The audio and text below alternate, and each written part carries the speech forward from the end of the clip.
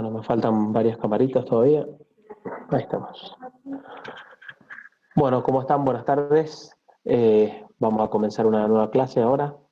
No hemos recibido muchas consultas y dudas sobre las clases anteriores, muy pocas básicamente. Así que o nos están entendiendo muy bien, o no nos están siguiendo, o no están estudiando. Prefiero inclinarme por la primera, pero aprovechen el tiempo para ir siguiendo la materia al día, ya que se los estamos brindando, y ir sacándose las dudas a medida que vamos leyendo y que vamos avanzando, ¿de acuerdo? ¿Alguien tiene algún comentario, duda, pregunta antes de comenzar la clase de hoy?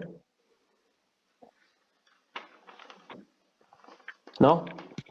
Yo me había hecho, tengo un par anotadas por ahí, pero ahora no las encuentro. La iba a enviar después, pero no hay problema. Sigamos Por nomás. correo. Mandar las preguntas por correo, así nosotros hacemos las respuestas escritas y todos pueden disponer de preguntas y respuestas para leerlas cuando les resulte cómodo, ¿sí? Bueno, sé que ya han avanzado con el ingeniero Barquiesi en la organización de los grupos. La idea es hoy ver una parte que está faltando de la unidad 2. Yo les voy a dar un poco la teoría con algunas imágenes del proceso constructivo de canales, cuál es la finalidad de las juntas en los canales, los distintos tipos y cómo se ejecutan, y luego van a quedar con Walter Barquiesi para el desarrollo del segundo trabajo práctico. ¿De acuerdo? Esa es la idea del día de hoy. Después de eso ya comenzaremos con obras de arte desde el día de mañana. Hemos recibido con el ingeniero consultas y dudas sobre echen por la primera, pero ¿algo para comentar, Walter, antes de empezar? El tiempo para ir siguiendo la materia al día, ya que se los estamos brindando. No, Fernando, perfecto. Ya después a medida que les doy en todo caso el tema de los horarios para mañana, detalles, pero en principio todo bien, Fernando, así que perfecto. adelante, te escuchamos. Bueno, muy bien. Entonces, comparto pantalla. Si quieren, pueden apagar la cámara. Así que checamos el tráfico de internet. Y les comparto la presentación.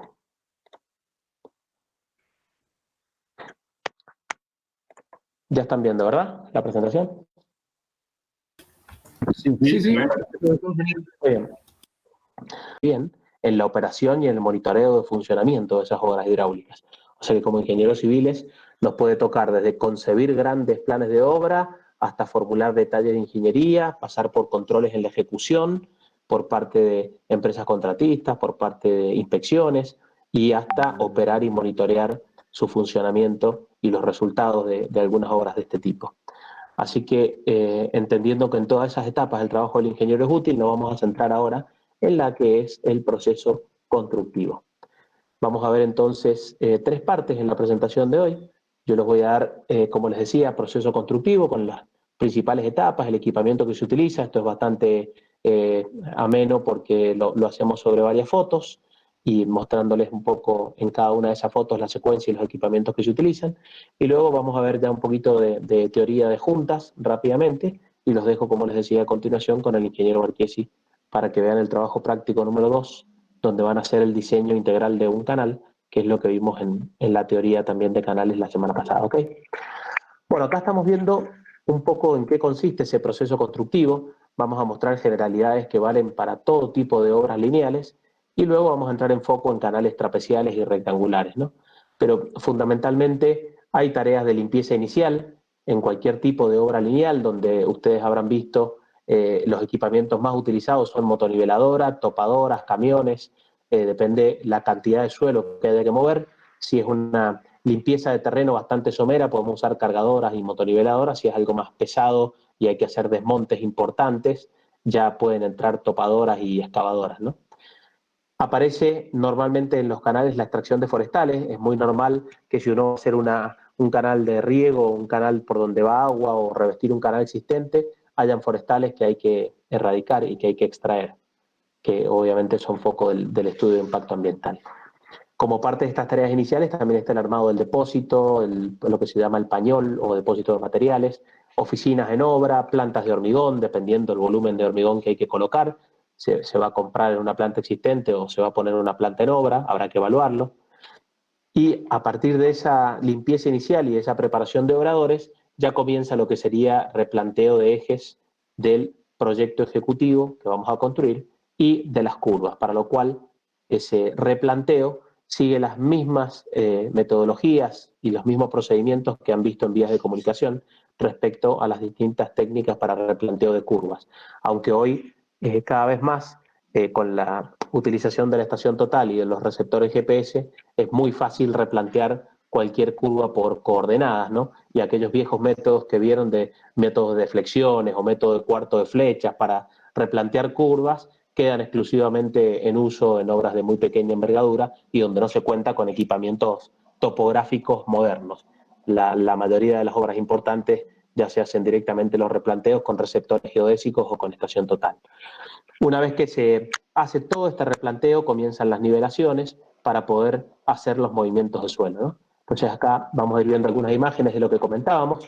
Esto es la típica instalación de una planta de obra, ¿sí? En algún lugar inteligente, en la cercanía donde hay que hormigonar, se instalan los silos, fíjense, para poder tener el acopio del cemento, se instalan los áridos, justo encontramos una planta de hormigón que los camiones no tenían marca, así que viene bien para dar clase, perdón, no hacerle propaganda a ninguna de las empresas hormigoneras, que hay muchas buenas en la provincia de Mendoza. Entonces es una planta de obra típica para poder tener la producción de hormigón en la cercanía donde se están hormigonando los canales.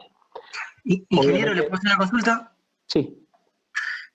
Ahí volviendo, en cuanto a la topografía, ¿cuál es la tendencia futura? ¿Usar los receptores geodésicos o las estaciones totales? Lo que les comenté en la clase pasada, los replanteos planimétricos prácticamente se logran excelente con receptores geodésicos, la planimetría, sobre todo si son comunicados directamente por radio, que hacen el postproceso en el mismo momento. Entonces uno obtiene el replanteo con alta precisión en el mismo momento que está tomando el punto, ¿no? Y claro, y ya hay equipos a precios accesibles, que, porque hasta hace, digamos, unos 5 años, diría yo, que estos equipos eran muy costosos, uno tenía que relevar los puntos con GPS y luego hacer un postproceso entre lo que mide la base y lo que mide el equipo móvil para tener coordenadas precisas. Hoy en día ya se obtiene eso en el momento, con lo cual el replanteo con GPS de alta precisión es cada vez más utilizado. Y si no, con estaciones totales, donde uno carga en la estación lo que quiere replantear y es muy fácil ubicar en terreno los puntos que se cargaron previamente en la estación. Así que son dos equipos sumamente útiles para los replanteos, ¿no? En lo que es altimetría, como les decía la otra vez, sobre todo en zonas de baja pendiente, todavía se utilizan niveles geométricos o niveles láser, ¿no?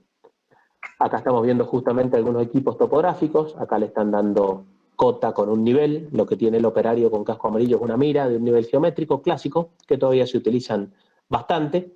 Allá a lo lejos está leyendo el topógrafo la cota para ver si ese movimiento del suelo ya está en la cota adecuada o hay que ajustarlo, ¿no? Esto es evidentemente una ida y vuelta importante entre el trabajo de los equipos, el control de los niveles. Es un trabajo bastante importante. Acá están viendo, esto es una estación total, que está en estación y perfectamente puede estar replanteando toda la zona de obra que se está mirando, ¿no? Ahí tenemos un terraplén acá adelante y la estación total puede estar controlando tanto cota como ubicación del eje sobre este terraplén. Levantado el terraplén, fíjense que acá nos hemos situado arriba del terraplén, se ha demarcado el ancho de lo que hay que excavar y se ha comenzado a excavar la sección de un canal, en este caso trapecial. Como se trata de un canal trapecial, donde la estructura soporte es el suelo y el hormigón es un simple revestimiento, el terraplén se levanta hasta arriba porque luego se va a excavar el canal y se va a hacer el hormigonado. Esto se puede hacer tanto con un solo terraplén excavando el canal completo, o si el canal es muy grande, podemos hacer 2 terraplenes laterales, no hace falta hacer el terraplén completo para luego excavar todo el canal, ¿se entiende? Un poco los equipos para movimiento de suelo, los conocen la mayoría, la excavadora, que es la clásica máquina que tiene de un solo lado el aguilón para hacer excavaciones, la retroexcavadora que tiene un pequeño aguilón de excavación de un lado y una pala del otro lado, la mototraílla, que no sé si la han visto, es un equipo continuo con cuchillas que levanta el suelo cortando el suelo y lo carga directamente, la pala de arrastre, parecida a la mototraílla pero no es autopropulsada, cargadora frontal, que también la conocen, y obviamente camiones volcadores, ¿no? Todo ese tipo de equipos se utilizan para las excavaciones. Y en los terraplenes se suma, obviamente, motoliberadora, camión regador y los equipos de compactación que como bien conocen, depende del tipo de suelo, cuál es el equipo de compactación que da mejores resultados y mejor rendimiento. Una vez que se hace el movimiento de suelo, en grueso aparecen las etapas de perfilado para lograr las secciones que queremos obtener, ¿no? Acá vamos a ir viendo algunas imágenes de ese movimiento de suelo. Acá se está trabajando en un terraplén, donde la motorización está cortando caballete. Aparece equipo de compactación, en este caso es un rodillo liso vibratorio, autopropulsado. Evidentemente, si estamos compactando, tenemos que ir a ensayos de densidad. Acá estamos viendo la toma de muestras para un ensayo de densidad. Acá estamos viendo el trabajo entre una excavadora y un camión. Directamente se está volcando el material de la excavación sobre ese camión.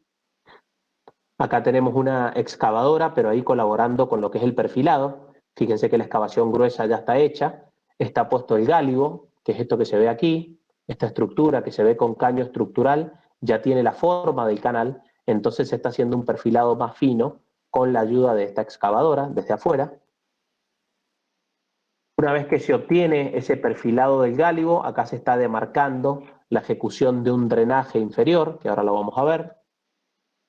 Fíjense, ya están los taludes del canal trapecial perfilados por la excavadora para volcar el hormigón. En el fondo se ha excavado como esta pequeña caja, digamos, que es donde se va a colocar un dren. Y aquí está el otro talud. Ya les voy a explicar ese dren para qué se hace cuando lo veamos ejecutar. Tareas de perfilado. Sigo con las fotos para no cortar el hilo. Se prosigue haciendo este dren. Fíjense que lo que se ha hecho es colocar un material o una manta geotextil, que no sé si la han visto en algún momento, es como una tela que cumple la función de filtro, porque acá adentro se está colocando grava, piedra. La idea es que el material fino del terraplén y del fondo no se mezclen con esta grava, por eso se coloca esta tierra de filtro. Porque esta manta de filtro, perdón. Porque esta capa de grava lo que va a hacer es colectar el agua que se infiltre del canal para conducirla longitudinalmente. Aquí lo que se busca es que el agua que se infiltra no quede saturando el suelo alrededor del canal. ¿Por qué? Porque si queda agua saturando el suelo alrededor del canal, cuando uno vacía el canal, que lo vacía rápidamente, esa agua va a generar una subpresión, un empuje en la parte inferior del canal, que al ser un canal delgado lo puede romper. Entonces, este dren colocado abajo del canal, el único objetivo que tiene, y que es muy importante, es evacuar el agua de infiltración del propio canal, que es muy poca, porque es un canal revestido, y sacarla fuera de la zona del suelo alrededor del canal para que no exista un fenómeno de subpresión que levante el canal una vez que el mismo se vacía. Este fenómeno, si se da, genera evidentemente al levantarse el canal que se rompan las losas y que pierda su funcionalidad. Y este drenaje está calculado simplemente para conducir las infiltraciones del canal, que no son más de 25 a 50 litros por metro cuadrado y por día. Ese es el valor de infiltración que puede tener un canal revestido. Fíjense, cualquier cuenta que saquen es bastante poco, ¿no? 25 a 50 litros de agua por metro cuadrado por día. Todo un día el canal con agua escurriendo me va a dar 25 a 50 litros por metro cuadrado de revestimiento de canal. Ese pequeño caudal es el que hay que conducir y evidentemente en algunos puntos donde crucemos algún arroyo o algún punto bajo hay que darle salida a este dren. Por eso se coloca este caño que está aquí, que está ranurado, por el cual va a circular el agua de infiltración y va a encontrar salida en esos puntos bajos. ¿Por qué le tengo que dar salida? Porque el dren, si no tiene salida, no se comporta como dren. Si el agua del dren no puede salir para ningún lado y queda atrapada, voy a tener el mismo fenómeno de subpresión que yo quería evitar. O sea, la subpresión se logra con un dren y todo dren, por concepto, tiene que tener salida. Si un dren no tiene una salida, un lugar donde el agua puede ser evacuada, pues no va a funcionar como dren. Esto que les digo vale tanto para los drenajes abajo de canales, para los drenajes de lluvia cuando uno hace un proyecto pluvial, para los drenajes para bajar nivel freático en zonas regables. Cualquier drenaje, si no tiene salida, evidentemente no funciona, porque no drena, no sale el agua. ¿Se entendió hasta ahí? Sí. Sí, perfecto. Perfecto. Ok.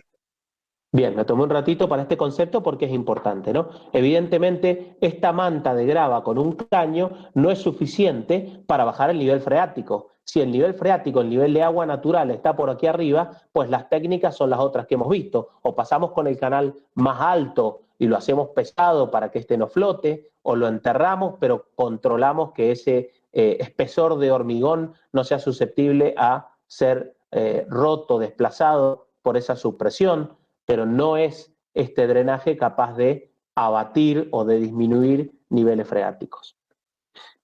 Acá estamos viendo la continuidad del trabajo, fíjense, ya se ha preparado el dren, se han envuelto en geotextil, están haciendo un perfilado fino los operarios, ya han puesto las escaleras para poder ayudarse a hormigonar. Fíjense que el gálibo no solo me dio la forma que tiene que tener el suelo, sino que está hecho con un caño que tiene el espesor que le vamos a dar al hormigón. Entonces eso también me va a facilitar las tareas de hormigonado, de esta forma. Fíjense cómo con esta regla, los operarios, apoyados en los logrando hormigonar, emparejar esa superficie en una primera pasada de hormigón y lograr, gracias al espesor del caño de gálibo, el espesor de hormigón deseado. Se avanza con las tareas de hormigonado por paños alternados, como ven aquí. ¿Por qué por paños alternados? Y porque tengo los gálibos en todos estos lugares. Entonces yo hormigono entre estos dos gálibos y este espacio lo dejo. Hormigono luego entre esos dos y este espacio lo dejo para que no me quede el sector del caño sin hormigón. Una vez que terminé esta jornada, tengo los paños intermedios listos y al día siguiente podré hormigonar estos paños que me faltaron apoyándome directamente sobre el hormigón, con lo cual la junta constructiva que me va a quedar entre hormigón-hormigón es simplemente la que se va a generar por la retracción por fragüe de este segundo hormigón. Cuando yo vuelque este segundo hormigón se va a pegar contra el otro, pero cuando retrae por fragüe se me va a abrir ahí una junta, que sería en este caso una junta constructiva. Ya vamos a ver, como les decía, algo más de juntas más adelante. Algunas imágenes de cómo queda entonces esa tarea de hormigonado por paños alternados. Cuando se hormigonan los otros paños, nos queda de esta forma hormigonado el canal trapezial. Fíjense que se materializó una junta, que es una junta de construcción. El tamaño del paño es tal para que no se generen fisuraciones.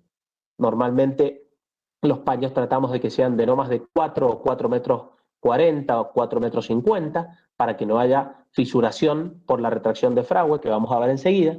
Y fíjense que se toma la precaución en general de hacer acá un pequeño cordón o veredín lateral. Eso es para mejorar no solo las condiciones de hormigonado, para que esto tenga un cierto espesor de hormigón, sino también para que no crezca vegetación inmediatamente pegada a los taludes. A la vez, contra este veredín se puede dar luego una buena terminación a lo que va a ser el camino de servicio o el camino de sirga de ese canal, ya que este pequeño veredín cumple con esas varias funciones, ¿no? Pasamos ahora un poco a la secuencia constructiva del canal rectangular. A diferencia del canal trapezial, en el canal rectangular los muros verticales se van a comportar como muros de sostenimiento, van a ser estructuras resistentes.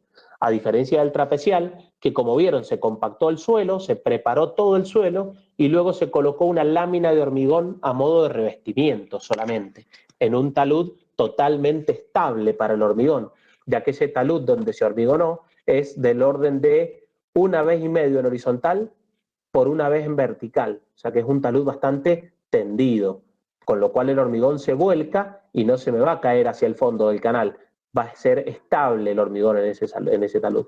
En los canales rectangulares, donde las caras del canal van a ser verticales, esto no sucede y por ende hay que hormigonar de los dos lados, normalmente se va a colocar armadura y esos muros se van a comportar como muros de sostenimiento. Esto, a priori, nos está mostrando que es una estructura de hormigón más costosa, pero también, fíjense la simplicidad constructiva. Yo no necesité levantar un terraplén hasta arriba, en este caso que voy a cota alta, sino que preparo directamente el fondo sobre el cual voy a encofrar. Fíjense que no levanto ningún terraplén, preparo directamente el fondo, de acuerdo a la cota de terreno que estoy, y puedo encofrar, lo ven ahí atrás el encofrado viendo, para poder hacer el canal. Y después puedo colocar suelo a modo de relleno lateral. Ahí fíjense cómo una vez preparado el suelo se pone un hormigón de limpieza, se colocan las armaduras, Están las cuadrillas de hormigón, de armadores preparando los hierros. Se colocan los encofrados. Acá se alcanzan a ver, fíjense, los separadores para garantizar el recubrimiento del hormigón. Tenemos molde exterior, molde interior. El interior es el que tratamos de que tenga muy buena calidad. El exterior tiene que tener una buena terminación, pero para que no quede, digamos, el hormigón sin durabilidad o que no queden oquedades, pero la que va a tener fricción sobre el agua es la cara interior. Se colocan los separadores de acuerdo al ancho del canal y se va preparando el encofrado. Ahí pueden ver más de cerca cómo está la armadura. Fíjense que en este caso la armadura exterior, como hay empuje de suelo, es más importante y llega hasta arriba, mientras que la armadura interior, que es para el empuje de agua, es una armadura de media altura, ¿no? Eso depende obviamente del cálculo estructural de este murito de sostenimiento. Ingeniero, Sí. Sí, te escucho. ¿podría repetir lo que dijo de la armadura lateral? Que no lo escuché bien. Eso. Eso, que en este caso la armadura exterior es una armadura de mayor cuantía y llega hasta arriba porque es un canal que tiene relleno hasta arriba, entonces el empuje exterior es importante, mientras que la interior, que es solo para el empuje de agua, que el agua va a tener una cierta altura, es una armadura de menor cuantía y solo llega hasta la mitad del muro del canal. Les decía que eso depende de las hipótesis de cálculo y los esfuerzos de ese murito de sostenimiento, porque en definitiva es un muro de sostenimiento que desde el exterior está sometido a relleno de suelo, a carga de tránsito, a sismo, movimiento del suelo, mientras que el interior tiene el empuje de agua solamente. ¿De acuerdo? Claro, además que el agua no llega hasta arriba, entonces tampoco haría falta... Sí, uno podría asumir la hipótesis de que el agua llegue hasta arriba en el cálculo, pero con toda la colaboración que hay de este relleno lateral, el empuje del agua se ve compensado por el relleno lateral. Uno también podría hacer la hipótesis de que ese relleno lateral se erosione y el canal esté con agua para suponer condiciones extremas y ver que tenga ahí una armadura que resista diversas situaciones. Depende de qué tan expuesto esté el canal que estoy construyendo a esas posibles variaciones del relleno, los niveles de agua y demás. ¿Se entiende? Perfecto. Muy bien. Muy bien. Acá fíjense que se está preparando para hormigonar una sección de un sifón. Ya vamos a ver lo que es un sifón. Si ustedes observan, los hierros salen bastante más arriba de los encofrados y eso es porque después esos hierros se van a doblar hacia una losa superior que se va a hormigonar y va a quedar una sección cerrada. O sea que los hierros ahora están rectos para poder hormigonar y introducir bien el vibrador y hormigonar bien los muros, y después serán doblados para poder generar la tapa de este sifón. De hecho, si ustedes se fijan, el canal viene a esta altura, mientras que esta losa va a estar más baja, porque justamente se trata de un sifón.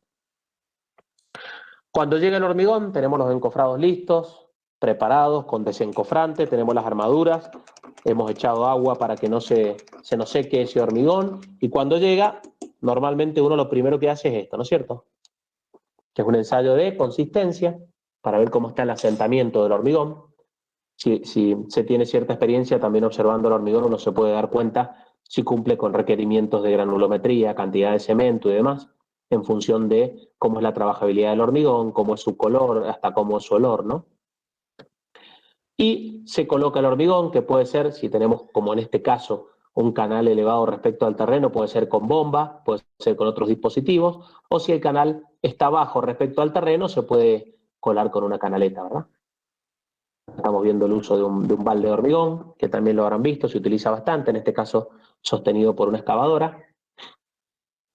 Fíjense que cuando llega el hormigón, los operarios ya han terminado de llenar los muros y después siguen por el fondo.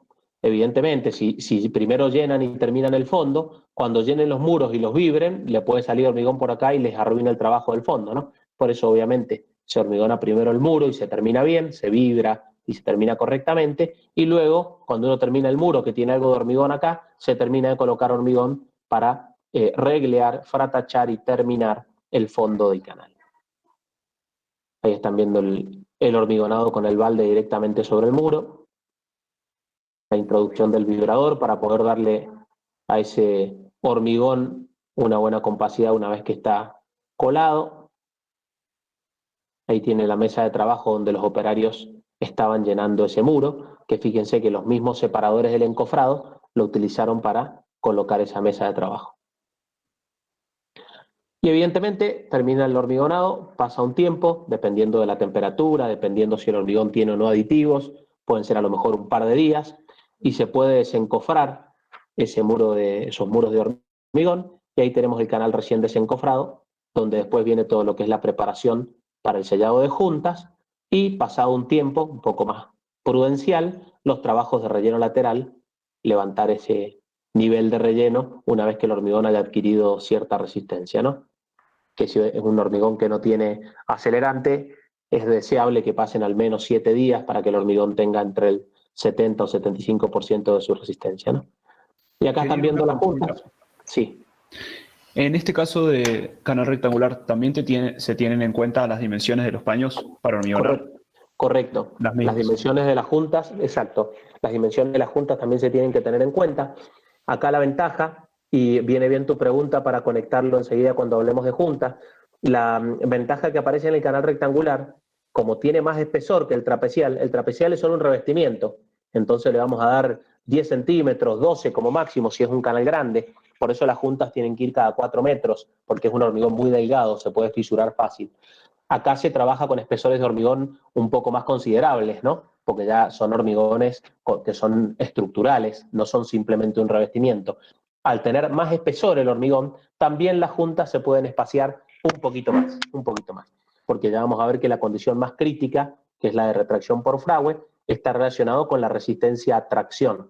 Y mientras más espesor de hormigón hay, más resistencia a tracción hay. Ingeniero, Entonces, por nada. yo tengo otra consulta. Diga. ¿Con qué asentamiento se trabaja generalmente? Ya porque, como dice, están comunicados los encofrados de las paredes con el fondo, cuando se hormigona y primero se hormigona las paredes, entonces como que necesitaríamos un hormigón poco plástico, poco fluido para poder, Claro, para exactamente. que no se escurra No, hacia abajo. evidentemente, lo normal es tratar de pedir el hormigón con un asentamiento relativamente bajo y con fluidificante, que hoy en día la incidencia del precio del fluidificante en el hormigón es muy baja y además de permitirte ajustar la trabajabilidad del hormigón, te permite tener mejor resistencia temprana. Entonces se están usando mucho aditivos. Normalmente lo vas a tratar de pedir con un asentamiento 6 o 7 para incorporarle luego un poquito de fluidificante en obra que a la vez te sirva acelerante de fragüe, entonces te dé el doble beneficio. Si vos veías la imagen del cono de Abrams, aquí estás viendo que el asentamiento es relativamente bajo, es un hormigón durito, ¿ves? Sí, Puede sí, tener ahí 7, 8 centímetros, que es lo que te estoy diciendo. Si ves que está poco trabajable, le podés agregar un poco de fluidificante, ¿de acuerdo? bien. Eso para los dos tipos de canales, rectangulares y trapecial. Exactamente, para los dos tipos de canales. El trapecial, si traes un hormigón con asentamiento 15, termina todo en la solera, digamos. Y el Sí. rectangular no termina de llenar nunca los muros, así que correcto. Bien. Bueno, gracias. Viene muy bien también la pregunta, gracias. Continuamos entonces, una vez aclarado esto del asentamiento, fíjense que se materializó la junta también aquí, ¿no? Vale lo que preguntaban de cada cuánto estas juntas. Acá a lo mejor nos vamos a 5 metros entre juntas, pero esta junta está materializada como un debilitamiento del hormigón, que ya vamos a ver bien cómo se hace y por qué. Y luego, evidentemente, habrá que sellarla. Hasta que tenemos, una vez finalizada la obra, el canal construido y funcionando. Fíjense que aquí está trabajando con caudales cercanos al máximo, ¿no? Apenas estamos viendo esa revancha o resguardo que está en el orden de los 30 centímetros de altura para caudales máximos. Estamos viendo un canal rectangular recién construido con una obra de derivación funcionando, con todos los artífices dando vuelta, de la empresa, de la inspección, proyectistas, constructores y demás. Pasamos ahora a explicar un poco los conceptos de los distintos tipos de juntas, cuáles son las que tenemos en los canales y cómo se tiene que resolver cada una de ellas.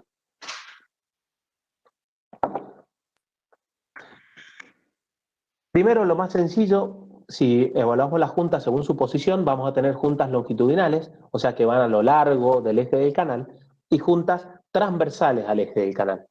Evidentemente, las que siempre aparecen son las transversales. Si un canal es de pequeñas dimensiones, suele no tener ninguna junta longitudinal.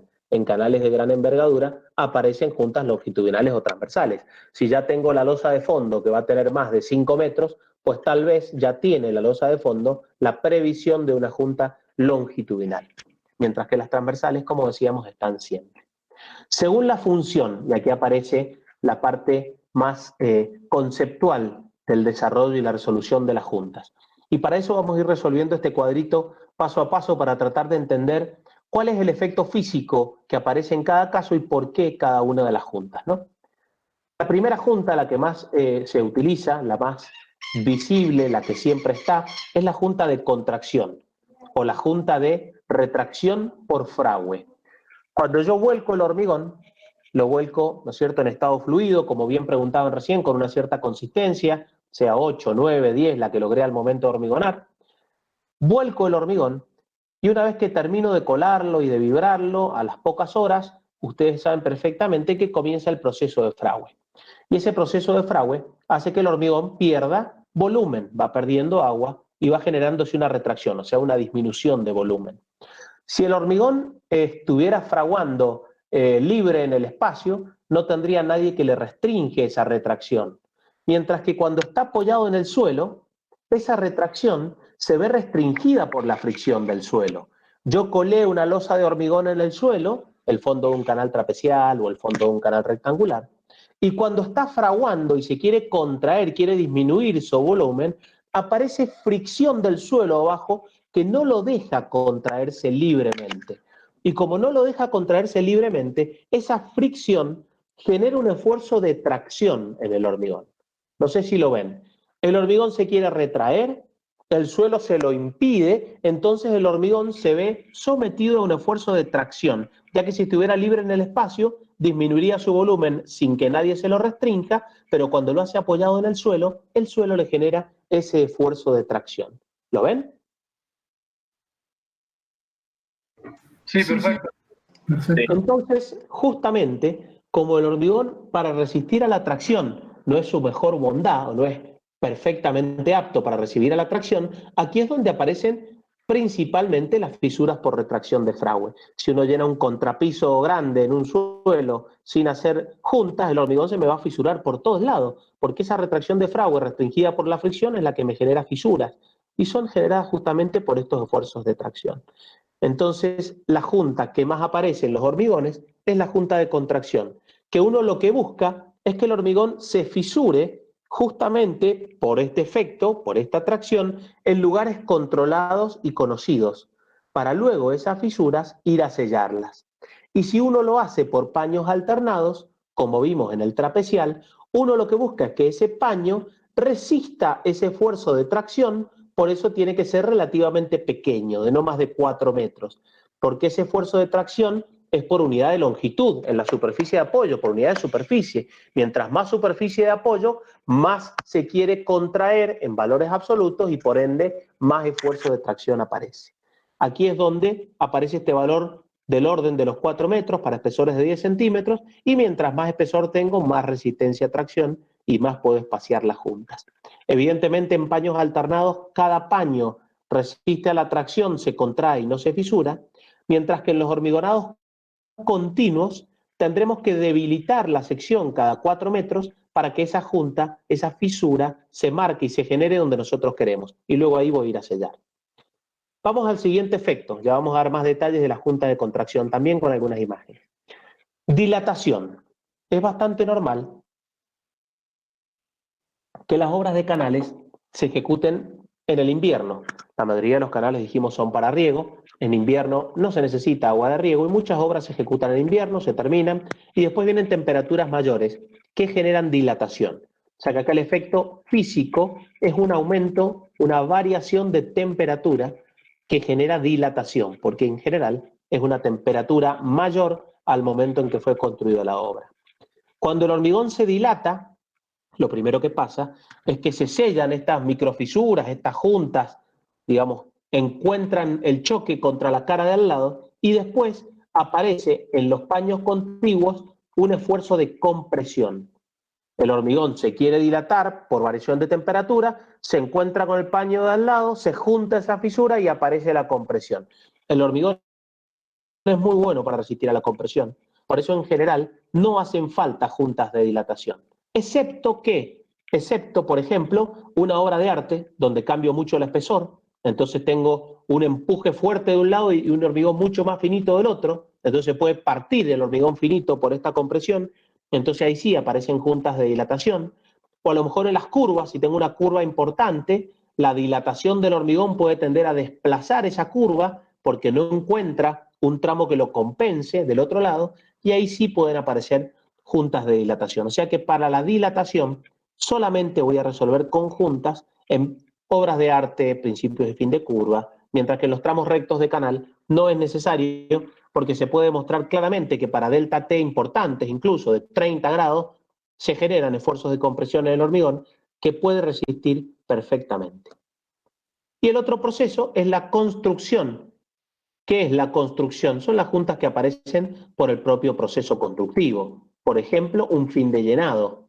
Por ejemplo, un llenado por paños alternados, donde yo un día terminé de hormigonar un paño y al otro día me pongo a hormigonar el otro. Esto evidentemente genera una junta constructiva. Esa junta constructiva no tiene ningún esfuerzo asociado, pero sí tiene que ser sellada igual que las otras. Entonces dijimos, en la junta de contracción, lo que puedo hacer es debilitar la sección para ver a dónde se genera esa fisura. Debilitarla bastante, de 1/3 a 1/4 del espesor. No basta con hacer una pequeña debilitación de la sección. Si tengo un canal de 12 centímetros, y pues tengo que marcar 3 o 4 centímetros de profundidad con una planchuela o con el mismo proceso de hormigonado o aserrando apenas termino de hormigonar para debilitar la sección, por lo menos en un espesor de 2-3 milímetros, muy poquito, pero en una profundidad importante. Fíjense acá, lo que estoy hablando de este tipo, ¿no? Esto puede haber sido realizado poniendo una planchuela sobre el encofrado o también aserrando inmediatamente después que se ha desencofrado. Si nos demoramos en aserrar, la fisura puede aparecer en otro lado, ¿no?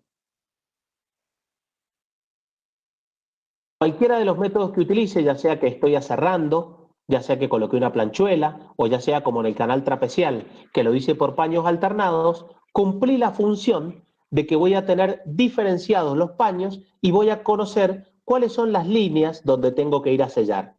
Porque donde yo aserré se marcó después atrás la fisura, o porque por paños alternados me quedó esa línea marcada, y es lo que yo voy a sellar, no tanto por la pérdida de agua que voy a tener, sino sobre todo porque si queda un agujerito ahí importante, el agua que sale puede arrastrar suelo y eso, con el tiempo, hacerle perder capacidad soporte al canal. ¿Se entiende este efecto? Acá tenemos un operario que se está preparando para sellar la junta, evidentemente limpió todo perfectamente antes. ¿Alguien quiere preguntar algo? Escucho que prendieron el micrófono. Sigo entonces. Está el operario trabajando en el sellado de esa junta. Este operario está colocando en este caso un rolito para que no se le meta mucho sellador. El material que se va a utilizar para sellar esta junta, hoy en día se están utilizando los selladores poliuretánicos de un componente. Estos son los más utilizados. Justamente con el avance de la tecnología y la aparición de estos selladores es que los procesos constructivos han cambiado bastante. Cuando vean ustedes el apunte de canales, van a ver que explicamos todo este proceso de juntas y también van a ver que hacemos referencia a la vieja escuela de ejecutar viguetas bajo la junta. Esto era porque no habían selladores tan confiables. La junta de contracción, como decíamos, va a ser sellada con este sellador. Acá está el rolito que está colocando el operario. Este rolito, la única función que tiene es no llenar todo el espacio con sellador poliuretánico porque es muy costoso. Entonces se coloca este rolito que viene específicamente para eso y el sellado va a ser a nivel superficial. Para hablar en cantidades, a lo mejor el cuadradito de material poliuretánico que va a sellar aquí mide 3 milímetros por 3 milímetros. Mientras que si no ponemos el rolito, en vez de entrar 3 milímetros hacia adentro, capaz que puede entrar 6 o 7 y consumo el doble de material que es sumamente costoso, sumamente costoso. Una salchicha de 100 centímetros cúbicos de sellador poliuretánico vale en el orden de los 2.000 pesos, 100 centímetros cúbicos de sellador poliuretánico. O sea que es un material sumamente costoso. Se debe colocar, y cada uno de los fabricantes lo especifica, antes de colocar el sellador poliuretánico aquí, se coloca un puente de adherencia, que es pintar el hormigón como con una plasticola para que el sellador poliuretánico agarre perfectamente bien, ¿no? En este caso, evidentemente las juntas de contracción con las de construcción coinciden. O sea, acá no hay que aserrar, no hay planchuelas, no hay nada. El propio proceso constructivo dejó marcadas las juntas de contracción. Un aserrado tarde o una junta poco profunda genera esto. Fíjense que está la junta materializada acá y el hormigón se fisuró en otro lado. O porque aserramos tarde o porque esto es tan poco profundo que en realidad acá es donde encontró la mejor zona para fisurarse el hormigón. Ahí estamos viendo ya la junta tratada, sellado con el material poliuretánico, y se logró el objetivo de tener una buena estanqueidad y de poder garantizar que las fisuras conocemos dónde están y las sellamos. Las juntas de dilatación, como dijimos, es fundamentalmente en algunos lugares, porque el hormigón, la compresión la va a resistir muy bien, pero en principio y fin de obra de arte y principio y fin de curva, aparecen esfuerzos diferenciales que hay que tratar de que no generen roturas, y por eso se hace una junta que acá es importante. Ya no hablamos de 2 milímetros, ya hablamos de 2 o 3 centímetros de junta para dejarle espacio al hormigón para que se dilate, sin empujar ese hormigón de al lado. Y acá sí aparecen, como la junta tiene un tamaño considerable, de 2 centímetros, lo que se llaman los water stop o las bandas de PVC, y luego también se puede hacer un sellado superficial. Esta es la banda de PVC, water stop, que tiene los dos lados, fíjense, con estos como nervios o dibujos, que es lo que va a agarrar el hormigón. De este lado va a agarrar un hormigón, de este lado el otro hormigón, y esta parte va a quedar libre en esos 2 o 3 centímetros de espacio entre hormigón y hormigón. Fíjense, ahí quedó colocada. Un hormigón agarró de este lado de la banda, el otro hormigón va a agarrar este otro lado, y esta parte va a quedar totalmente libre para que el hormigón dilate. Si esto está bien colocado, evidentemente es suficiente para dar buena estanqueidad.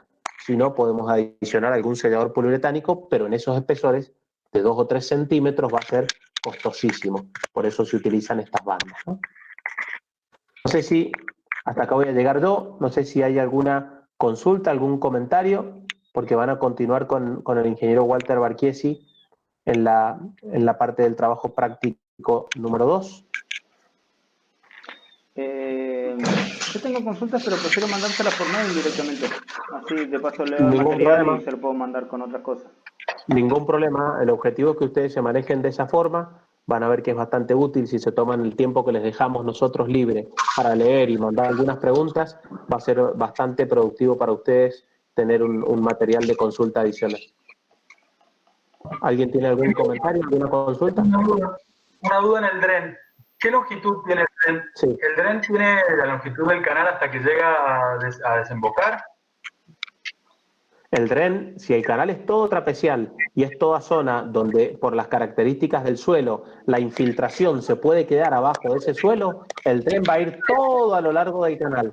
Y cada vez que encuentre una salida, le voy a hacer una salida para que ese dren descargue. Claro. El cálculo hidráulico de ese dren es como un colector que va recibiendo agua de infiltración. Entonces, a lo mejor en el primer tramo de canal, ese dren tiene un espesor y un solo cañito.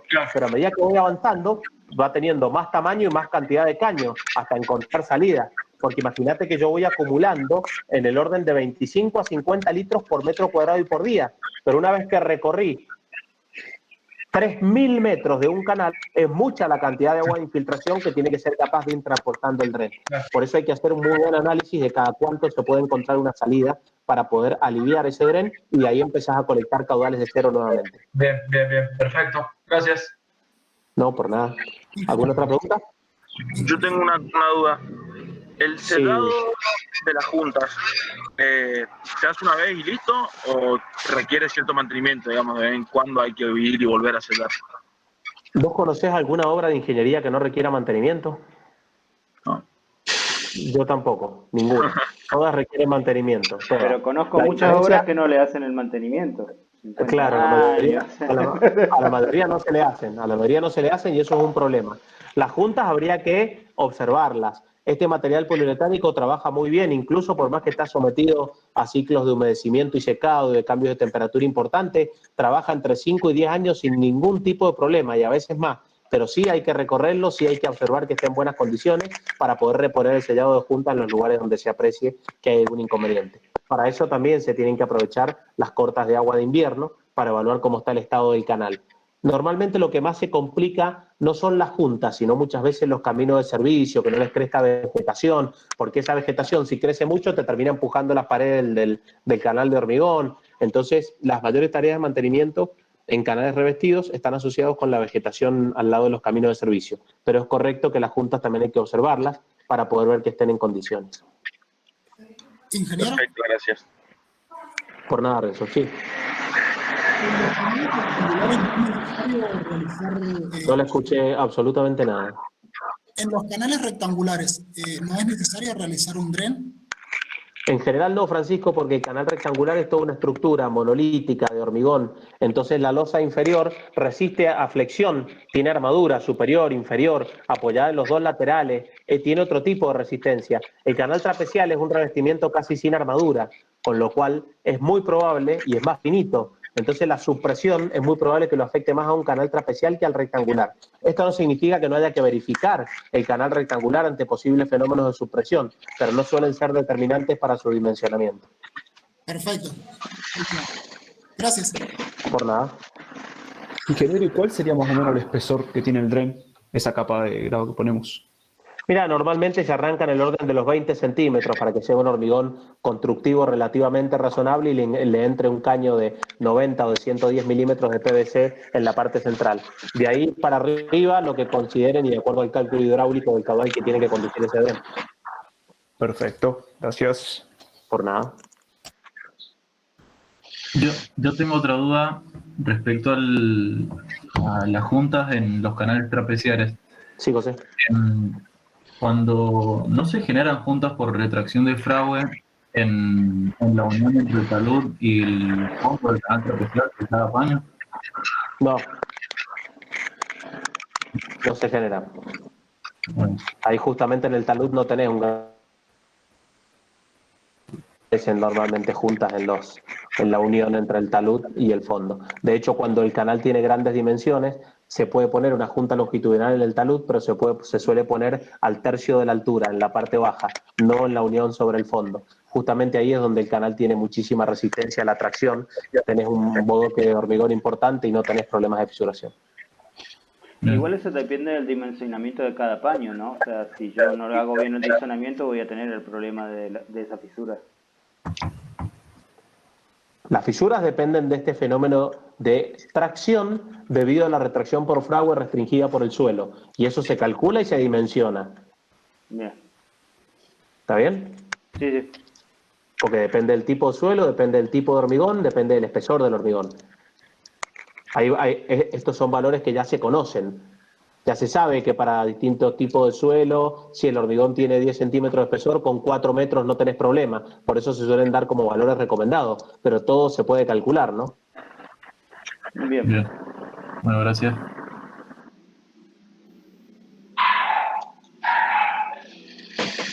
Bueno, si no hay más comentarios, los dejo que continúen con el ingeniero Barchiesi. No sé si, Walter, vos vas a mandar un link nuevo o querés que te deje habilitado acá. No, bueno, me gustó la clase, muy buenas las preguntas también.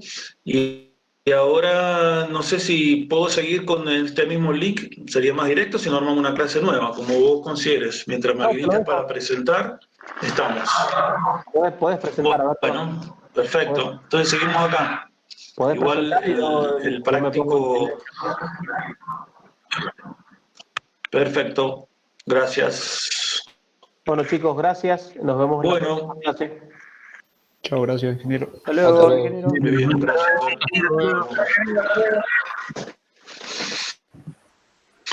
Gracias, hasta luego. Bueno, ¿cómo les va? Si quieren prender las cámaras.